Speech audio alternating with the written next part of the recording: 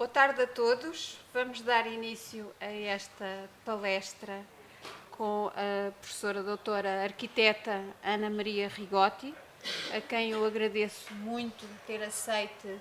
este desafio de vir preferir esta palestra. Bem-vinda.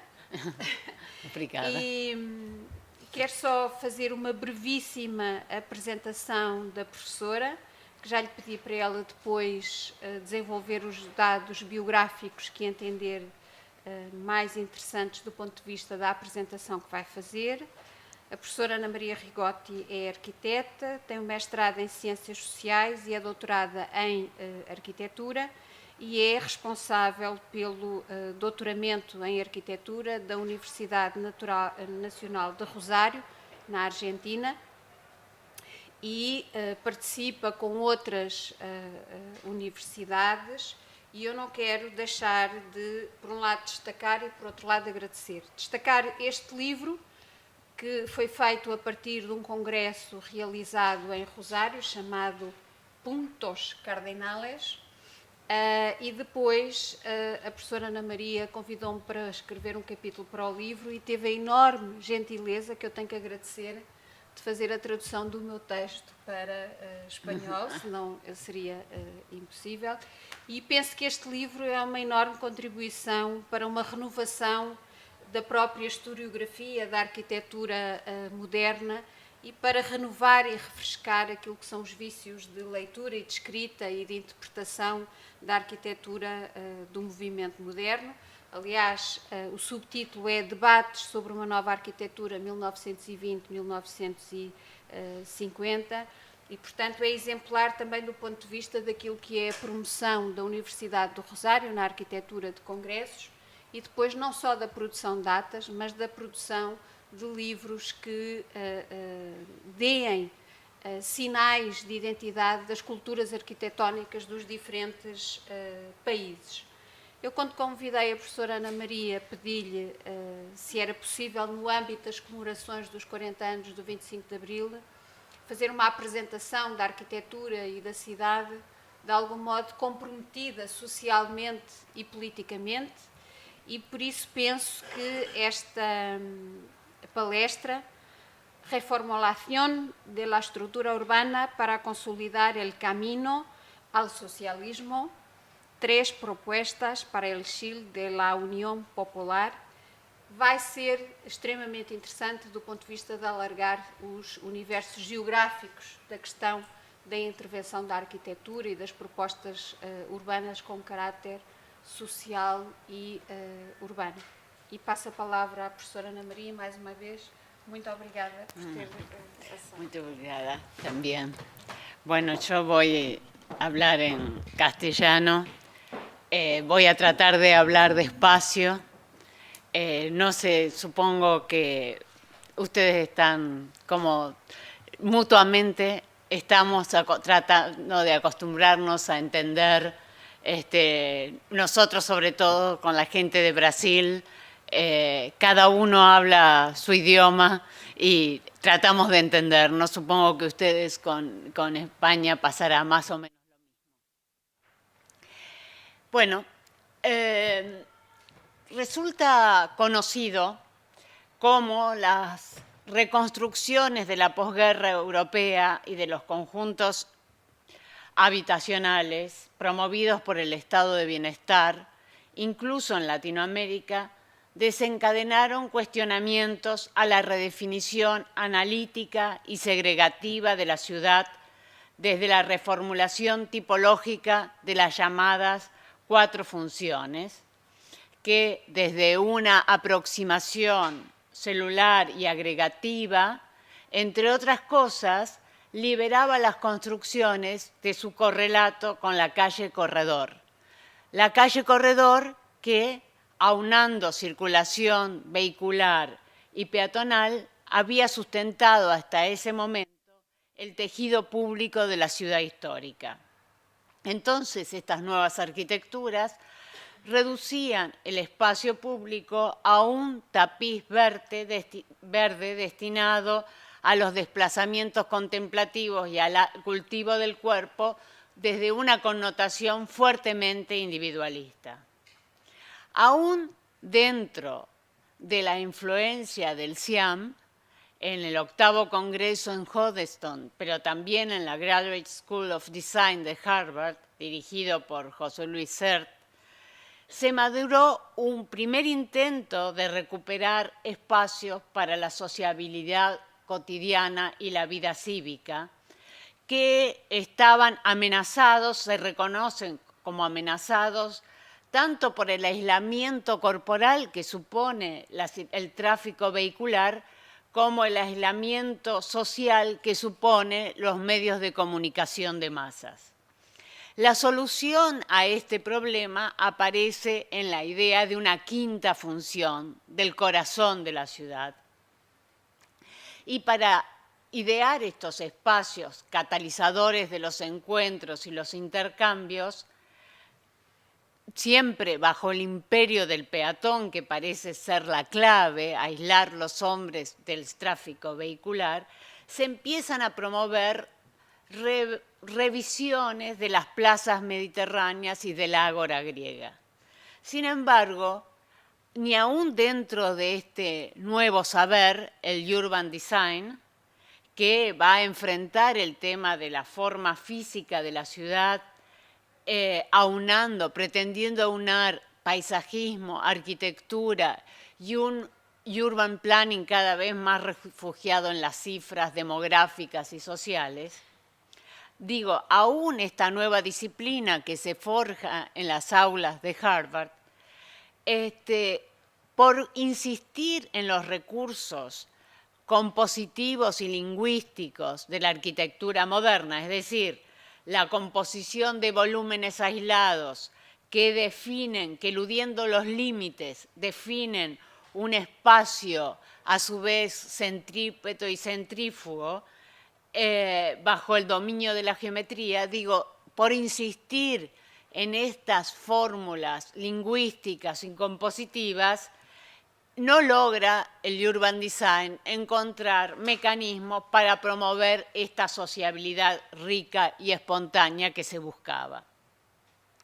La otra apuesta fuerte de esos años van a ser las megaformas. Las megaformas pretenden decir algo fuerte sobre la ciudad desde la arquitectura, a través de interiores ampliados que siguen la serie de los pasajes parisinos, interiores, digo, ampliados, donde poder superponer diferentes niveles de comunicación y de vida pública, superponiendo actividades y recorridos, distintos niveles de asociación, tratando de consolidar la participación y el reforzar la identidad. Estos nuevos modelos, esta nueva arquitectura, a pesar de su gran dimensión, de su escala ingenieril, va a buscar modelos en los barrios populares, los pueblos mediterráneos y la llamada espacialidad árabe,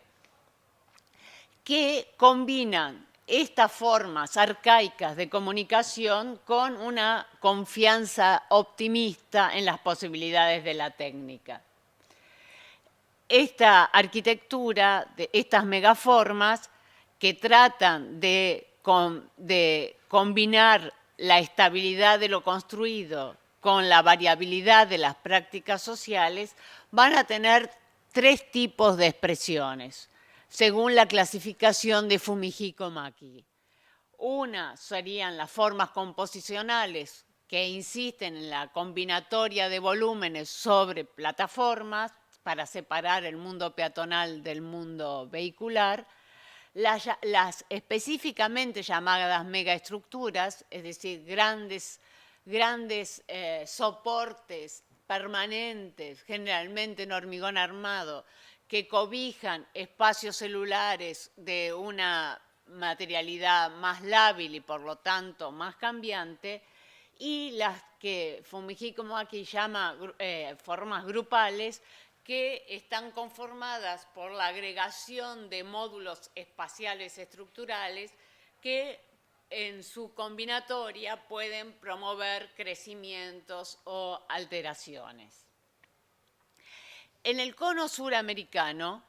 también estas megaformas tuvieron un triunfo inusitado, una difusión inusitada, probablemente por la preeminencia del paradigma desarrollista, del desarrollismo económico promovido para los países en vías de desarrollo, que confiaban en que el acento en el desarrollo técnico autónomo iba a ser el camino para el desarrollo social. Tal es así que esto que digo que en el Cono Sur tienen un desarrollo importante, tal es así que en el libro sobre las megaestructuras de Rainer Banham, él va a plantear el proyecto para la Universidad de Tucumán de 1950 como allí donde el tema de las megaestructuras comenzó, y también en el caso que nos preocupa, que es el caso chileno, también va a haber una serie de experiencias en megaestructuras interesantes, especialmente las que trabajan sobre los mad buildings del estudio Bresciani, Valdés, Castillo y Huidobro, y incluso un edificio emblemático que ahora ha sido restituido como Centro Cultural Gabriela Mistral, que es el edificio para la UNCTAD, para un congreso de las Naciones Unidas, que es una especie de fan palace pensado para la cultura de masas del gobierno socialista chileno. En ese contexto, el concurso internacional de ideas para la remodelación de un área del centro de Santiago de Chile, promovido por la Corporación de Mejoramiento Urbano, el CORMU chileno, con el auspicio de la Unión Internacional de Arquitectos, la UIA, en 1972, aparece como una gran oportunidad. Una gran oportunidad. Primero, el concurso en cierta medida continúa políticas anteriores de la democracia, digamos, del gobierno de Frei, que planteaba la rehabilitación de áreas degradadas del centro de Santiago de Chile, del cual el conjunto San Borja es el más conocido. En esta misma línea de indagación, entonces, se llama a un concurso que es visto en el ámbito no solo latinoamericano como una gran oportunidad. Bueno, en este concurso participan 81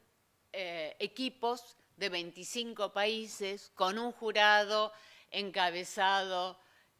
por Aldo Van Eyck, digamos la figura emblemática del Team 10, y por arquitectos comprometidos con políticas progresistas de latinoamericanos. Era importante este concurso, primero por su escala. Proponían trabajar sobre 25 hectáreas adyacentes al centro histórico de Santiago y donde debía proponerse un tejido urbano alternativo, una estructura urbana alternativa que, de ser exitosa, iba a poder reproducirse en otras partes de la ciudad. Era también importante por su programa. No solamente suponía viviendas para 20.000 personas, sino con su equipamiento, sino también una ampliación del equipamiento metropolitano. Era importante por un objetivo que era concurrente con las ideas del urban design, es decir, en lugar de la extensión urbana, promover políticas de redensificación en el corazón de la ciudad, en las áreas aledañas al corazón de la ciudad. Por supuesto lo era por su contexto ideológico. Fue llamado para sentar las bases de una futura sociedad socialista en un país en desarrollo, una experiencia novedosa. O sea, recuerden que se venía de la Revolución Cubana, que había sido una revolución cruenta, y la experiencia chilena se presentaba como un camino pacífico al socialismo, aunque tuvo un final más dramático que la Revolución Cubana. Y este camino al socialismo se iba a lograr a través de rectificar lo que se denomina dentro de la jerga de la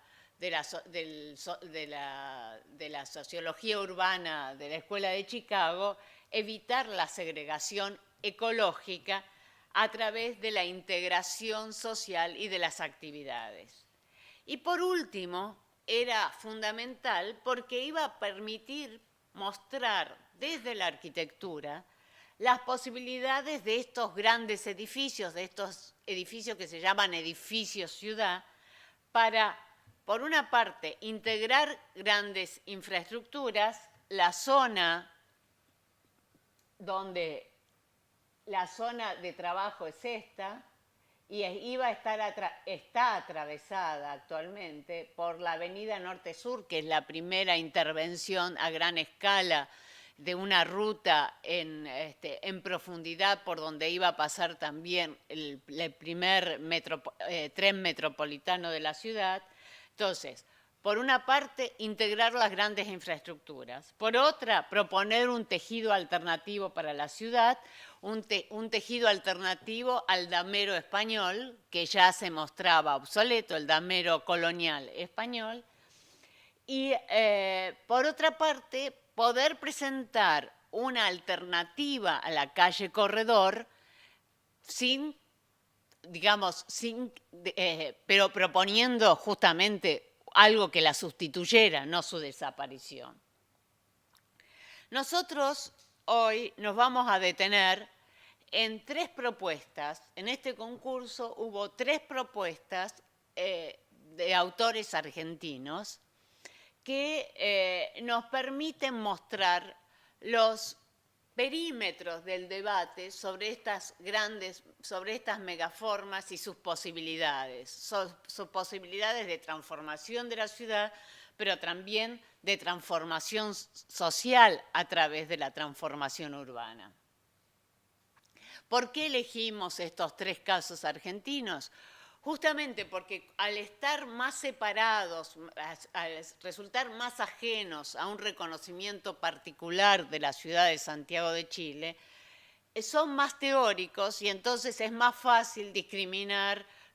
los modelos subyacentes en cada uno de ellos. El primero, además estas 3 propuestas son muy exitosas. Gana, una es el premio ganador, el primer premio, la segunda lleva la tercera mención y la tercera no saca ningún premio, pero es muy publicado. Y entonces han sido 3 ejemplos que han quedado en la memoria de este momento tan particular de la arquitectura tratando de hacer ciudad, por lo menos en América Latina. El primer premio, ¿qué va a proponer? Entiende la transformación social sobre todo como una multiplicación de las escalas de asociación,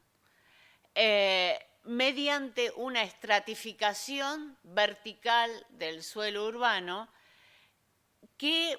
va a coser, va a unir una disposición de conjuntos volumétricos más o menos convencionales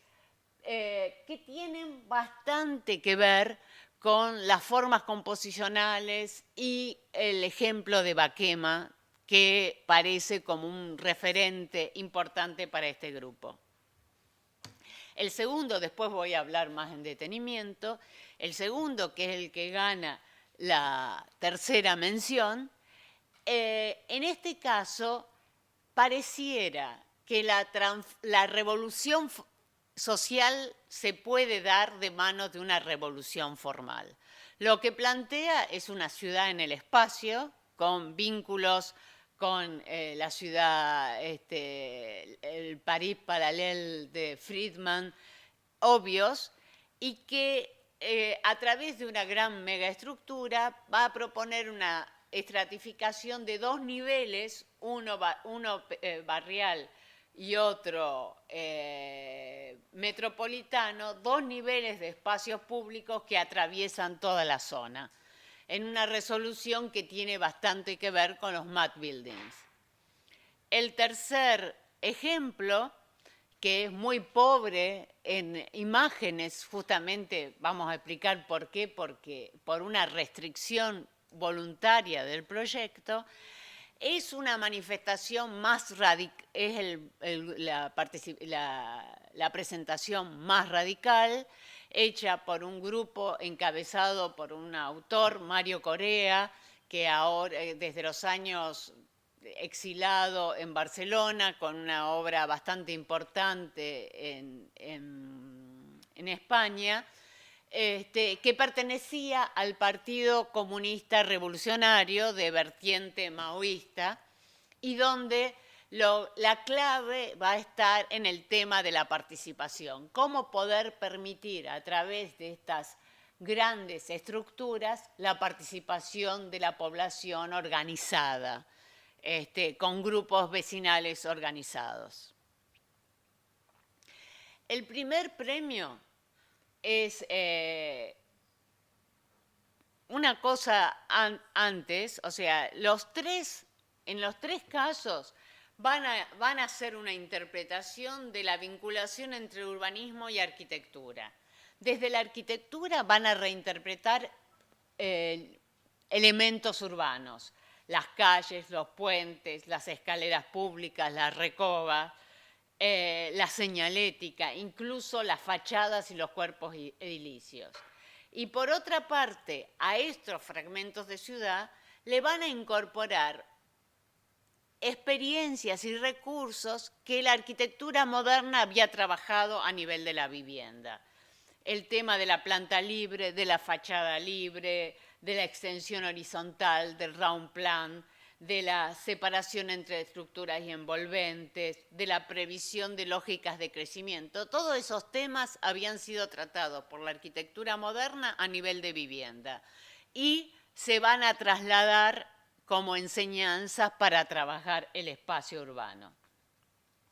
Incluso nosotros vamos a decir que uno, mirando cómo resuelven la vivienda, puede entender mejor la propuesta urbana.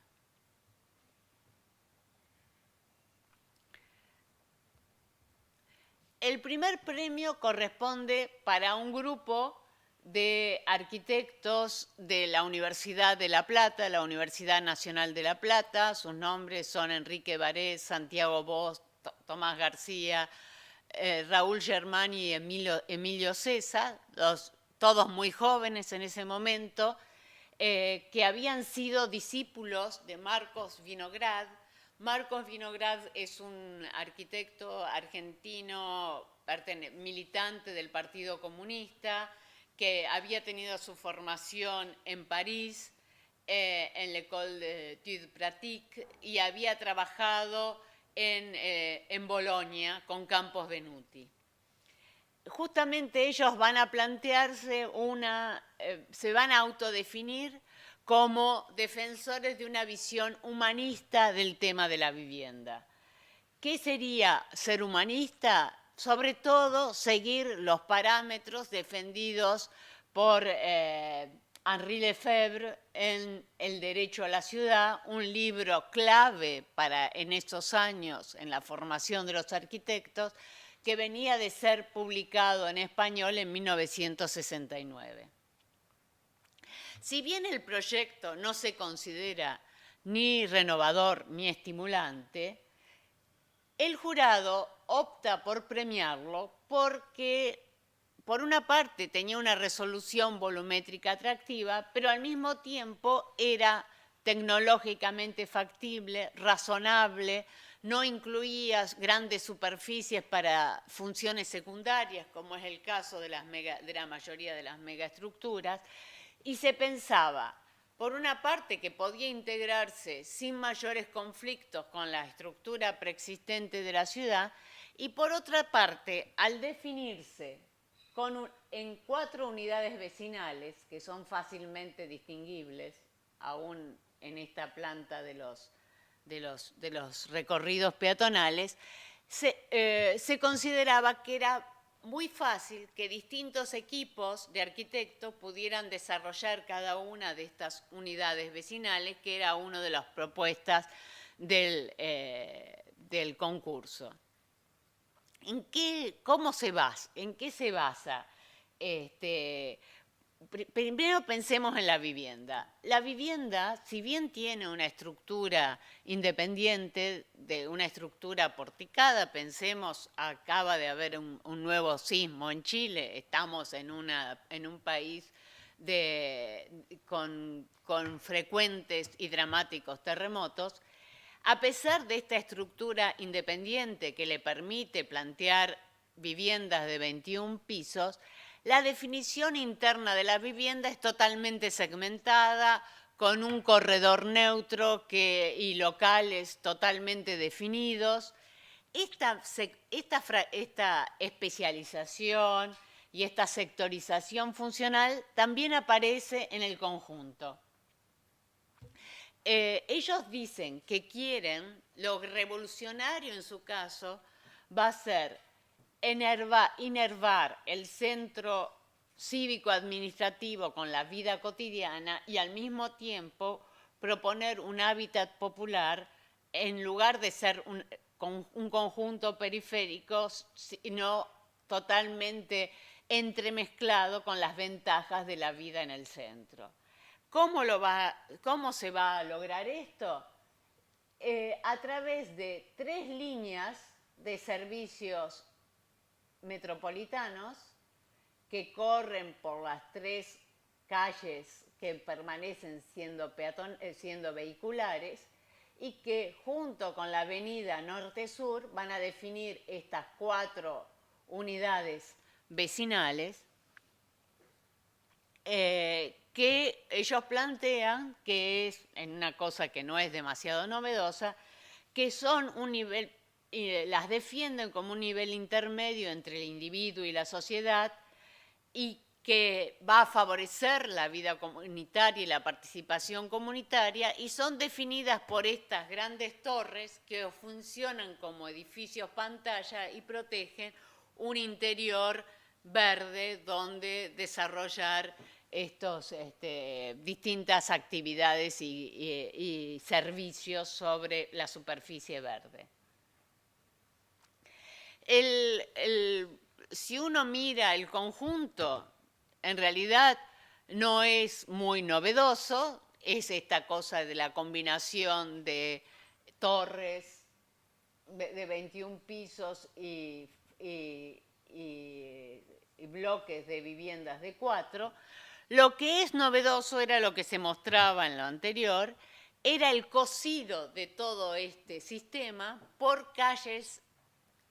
aéreas a 3 metros de altura para ingreso de las viviendas y a 6 metros de altura vinculando los espacios metropolitanos. Por ser los ganadores, el grupo recibe el encargo de desarrollar uno de los 4 centros, una de las 4 áreas, en particular la que se llama Área Santa Ana, por la preexistencia de una iglesia de la Santa Ana allí, y que le permite a ellos corregir lo que el jurado había dicho que era su máxima debilidad, que era la falta de articulación arquitectónica entre estos 2 niveles de calles aéreas y la falta de jerarquía de espacios urbanos como lugares de reunión. Entonces, ¿cómo lo resuelven? Con estas torres porosas, que también tienen que ver con los de Hansa Viertel de Baquema, que reconstruyen la planta cuadrada con unos puentes cada 5 metros, cada 5 pisos, que van a funcionar como lugares de encuentro y de actividad social, y además una mayor vinculación, ya que esto al quinto piso se continúan con las terrazas jardín de los bloques de vivienda, y los dos niveles de calles peatonales se reducen a uno, haciendo coincidir lo que es para los recorridos para vivienda con los recorridos de los centros metropolitanos, que además van a incorporar una serie de edificios aislados para servicios atípicos y una plaza convencional en coincidencia con la iglesia Santa Ana, que es esta.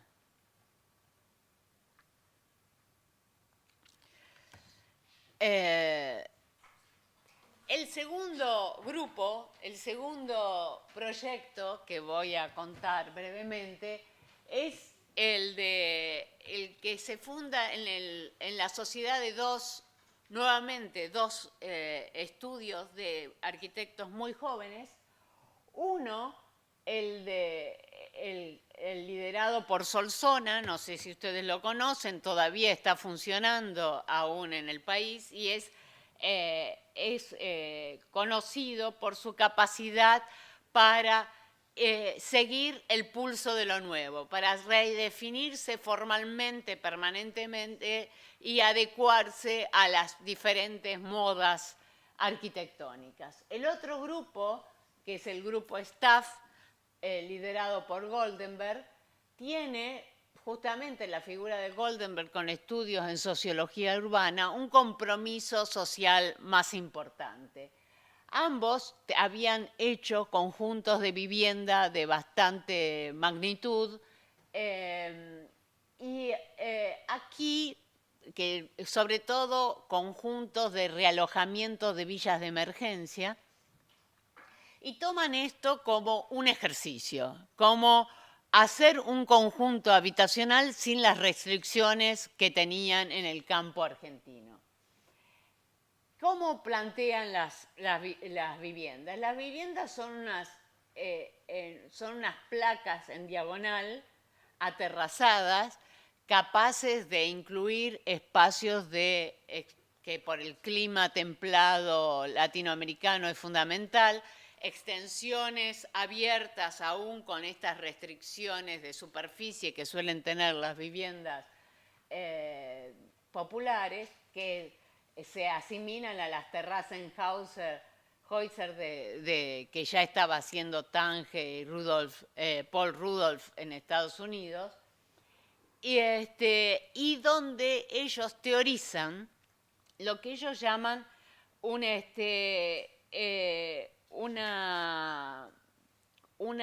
transformabilidad. En vez de hablar de la flexibilidad propia de los países desarrollados económica y tecnológicamente, que les permiten una sustitución posterior, ellos van a hablar de una transformabilidad inicial, es decir, proponer unas plataformas como vivienda que fueran posteriormente modificadas por la participación de los habitantes. Esta misma tensión, esta idea de transformabilidad inicial, es la que va a tener el conjunto en su totalidad. ¿Ellos qué van a proponer? Van a hablar de elementos, de una gran diferenciación entre elementos permanentes y elementos aleatorios. ¿Qué son los elementos permanentes? Una megaestructura, una gran estructura tridimensional donde se concentran las circulaciones y los espacios públicos, que es fácilmente distinguible aquí. Lo que es llamativo es que este nivel es de 8 metros sobre el nivel de suelo y de 16 metros sobre el nivel de suelo, en un país con terremotos bastante problemático, y que este esquema iba a ser después, podría penetrar no solamente se iba a restringir al área del proyecto, sino que podría extenderse como pólipos vivificantes, esa es la denominación que les dan, a otras áreas centrales, y el vacío dentro de esta retícula, de esta mega retícula, iba a ser rellenado por la integración de una serie de elementos programáticos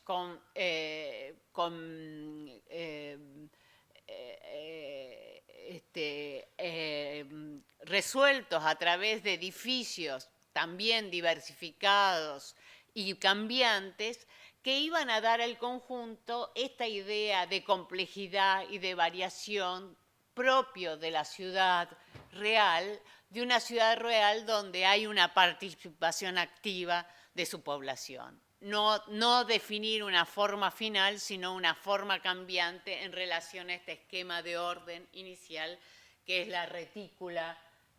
tridimensional. El último grupo es una propuesta que renuncia a todo pragmatismo y se presenta como una propuesta crítica, que en gran parte es una propuesta crítica escrita, o sea, la memoria escrita es mucho más importante que el proyecto mismo, y donde en esta memoria escrita lo primero que hacen es cuestionar esta primavera socialista chilena como un camino demasiado tibio, y que esa tibieza ellas la denuncian en las bases mismas del concurso, un concurso que sigue aceptando la estructura concéntrica de la ciudad, que para ellos es motivo es la base de la diferenciación social, y que propone la construcción de edificios, que también es selectivo y poco participativo. Y entonces lo que van a hacer, van a proponer un modo para que la arquitectura pueda intervenir en los mecanismos de dominación a través del espacio organizado. ¿Cómo poder desde la arquitectura intervenir en estos mecanismos de dominación? La propuesta es si pensamos, empecemos por las viviendas como en los otros casos. Ya no se plantea un edificio objeto, lo que él llama el paradigma de la arquitectura funcionalista, que es una arquitectura que termina siendo determinada estilística y formalmente y centrada en edificios objeto. Y al contrario, lo que van a proponer es lo que ellos llaman un paradigma científico-social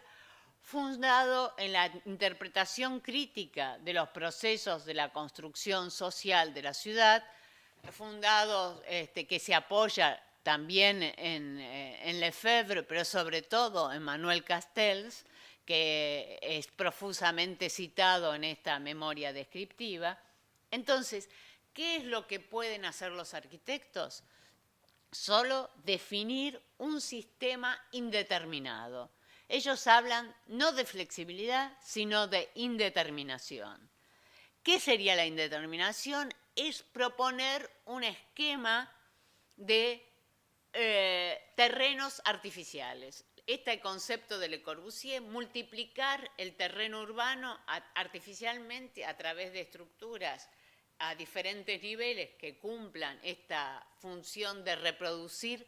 el lote urbano, una reproducción en manos de las fuerzas públicas, del gobierno público, que después se entrega a los propios habitantes para que definan. Y antes de pasar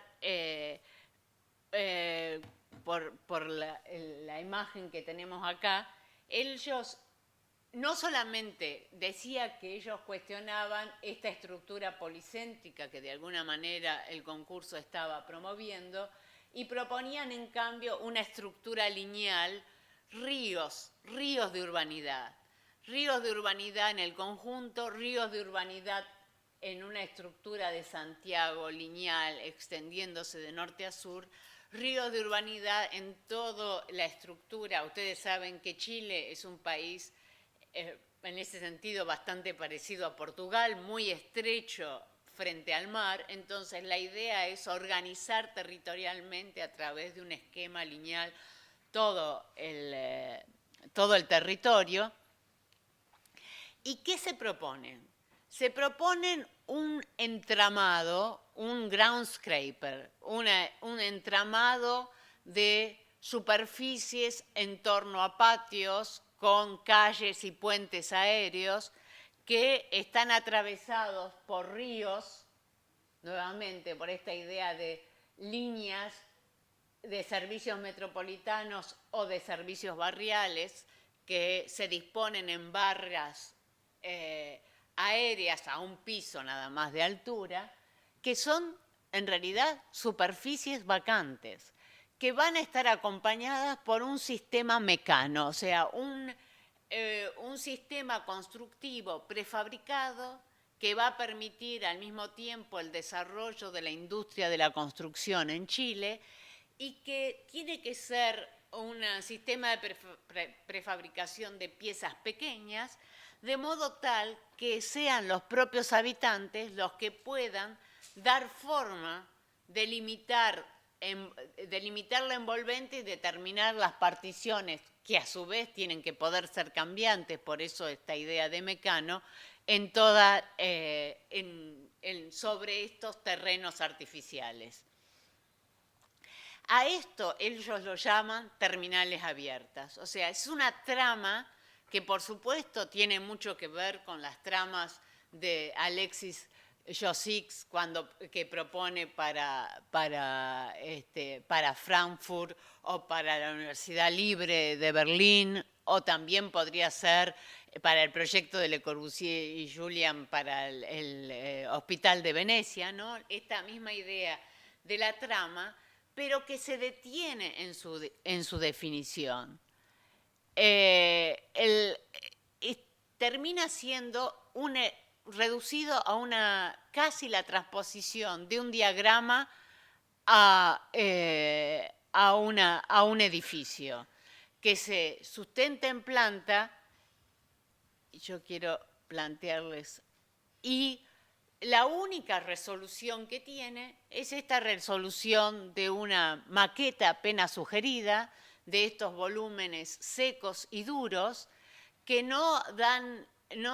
hacen ninguna concesión a la posible manipulación del espacio perspectívico, de ninguna renuncia pintoresquista. Es en realidad un esquema en disponibilidad, ese es el rol que tiene que dar el arquitecto, que deja la definición de la forma final en manos de los usuarios. Son ellos los que a través de grupos organizados van a ser los que van a terminar materializando la ciudad.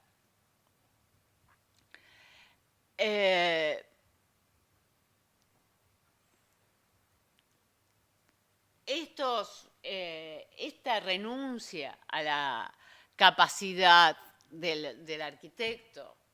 a la acción del arquitecto como demiurgo, como conformador de la forma de la ciudad, este arquitecto que solamente propone una trama posibilitante, pero que no define los espacios, ni define la percepción de esos espacios, que hacen de la homogeneidad, digamos, de la geometría, de la igualdad de distancias, la garantía de la igualdad social. O sea, la clave de esta sociedad socialista es que todos van a estar a la misma distancia de los ejes de servicios barriales y metropolitanos, a la misma distancia de las redes infraestructurales. Es un vaticinio de lo que va a ser lo que en este momento empieza a promoverse para los países del tercer mundo, que es la renuncia, digamos, la autoconstrucción, el trabajo con las tecnologías pobres, y en cierta medida este grupo, este estudio, que como yo decía, su líder pertenece al Partido Comunista Revolucionario de la línea maoísta, es bastante semejante a las propuestas que hacía el MIR, el Movimiento de Izquierda Revolucionario en Chile, que lo que promovía era la toma de tierras en campamentos y eventualmente lotes con mínimos servicios, renunciando a la arquitectura. Creo que con estos 3 casos es posible, sobre todo este último, que considera la idea que reduce el edificio al concepto de infraestructura que había planteado Jonas Friedman, en el sentido de elementos tridimensionales técnicos, neutros y rígidos, necesarios para la vida cotidiana, pero no necesariamente directamente utilizados por sus habitantes, donde puede anidar un conjunto variado de entidades programáticas y espaciales, promovidos justamente por la participación, es el final de esta secuencia de las megaformas y desde sus posibilidades. Sus excesos, particularmente visibles en el segundo de los proyectos, va a llevar a la renuncia a la técnica, la vuelta a la ciudad histórica, la vuelta al saber disciplinar que todos conocemos de finales de los 70,